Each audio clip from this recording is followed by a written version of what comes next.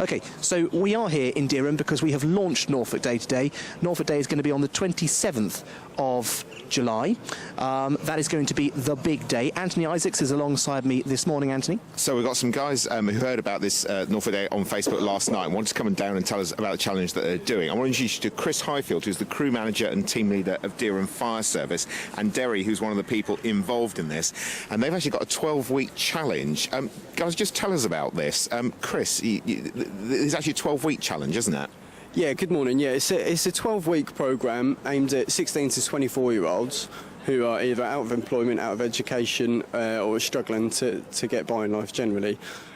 Some of these guys have external factors that are affecting them, such as homelessness, perhaps some social media, bullying, etc. And also some a bit internal factors, so they might be struggling with mental health issues or confidence. So it's all about building these guys up. So we structure a 12-week programme.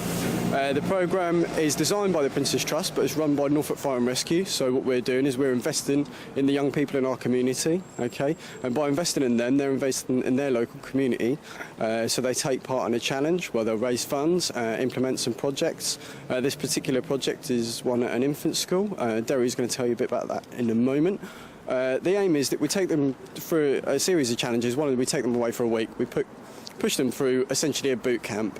They come back, they gel as a team, they learn to be team players. So here at Fire and Rescue Service, we work as a team because we have to back each other up. We don't go into burning buildings by ourselves, we've got a whole team of us behind us.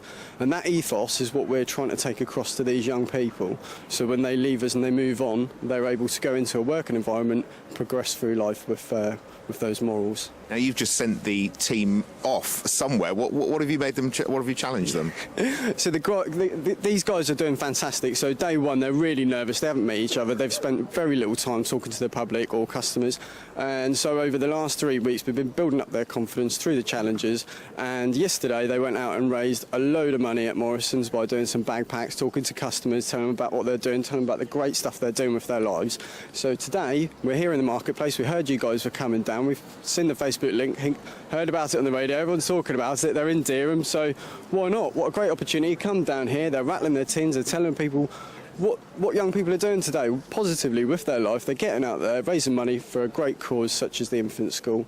So yeah, that's where they are at the minute, rattling some tins. You know, Deri, tell us a bit about this project, because it's all about horticulture, isn't it? Yeah, well, what we're trying to do is refurb the local school, Kings Park Infant School gardens. They can grow vegetables, they'll have flowers, they can learn about nature and things like that, you know, instead of just being shut inside all day. It's a great idea. What made you decide to get involved? With the actual project, well, as part of the course, we had to help out the community. It was down to a choice. I think as a team, we all came together, we made a plan, and we thought the most viable one was the actual one for Kings Park Infant School. And we thought, again, obviously, it's a good way of helping out kids and giving back to the community. That's the whole point of the project. As Chris was saying, one of the challenges really is to start working as a team, isn't it? Yeah, no, there were points where we did struggle to work as a team, particularly on the residential we've just done. But when we came back, we learned that we had to plan, be more confident in each other, and that helped us to progress and work better as a team. Nick's been has done his retained firefighter training, and it really does take a lot of work, doesn't it, Chris? Yeah, absolutely. What a lot of people probably don't realise is that the fire service as a whole in Norfolk the majority of it is staffed by retained staff. So these are guys in the community, so it could be local tradesmen, local businessmen, teachers. Myself, I'm work with the youth development team who also man these appliances. They'll push themselves through the training, which I'm sure, like you said, Nick understands a bit about that. So it's guys really pushing themselves and giving something back to their community. So not are they responding to incidents, but they're responding to incidents which may involve people that they know, okay? So that's a bit of a positive thing, so you know that you're giving back to them, but at the same time, you've got to step back and think these guys could come across a lot of unsavoury situations, but it's a really great community spirit, and what we hope to do in Norfolk Fire and Rescues is make the fire station the heart of the community, especially here at Dereham. We like bringing in the young people and promoting what we're doing, recruiting local tradesmen and men, women to come and join the fire service, push themselves, see what you're capable of, okay? Become a team player, give something back, and that feeling you get from doing it and achieving the training when you pass it out is fantastic, and not only that, but you are serving some of the most vulnerable people in community. So yeah, we really want to make the fire station the heart of the community here at Dereham.